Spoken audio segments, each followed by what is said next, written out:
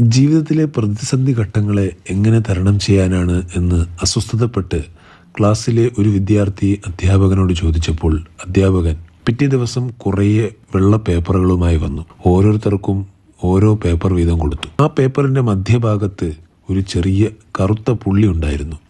എല്ലാ വിദ്യാർത്ഥികളും മറ്റുള്ളവരുടെ പേപ്പറുകളിലും ഇങ്ങനെ കറുത്ത പുള്ളികളുണ്ടോ എന്ന് ഉറപ്പുവരുത്തി. എല്ലാവർക്കും കറുത്ത പുള്ളിയുണ്ട്. അധ്യാപകൻ ചോദിച്ചു, ഈ പേപ്പറിൽ നിങ്ങൾ എന്താണ് കാണുന്നത്? അവർ എല്ലാവരും കറുത്ത പുള്ളിയുണ്ട് എന്ന് പറഞ്ഞു.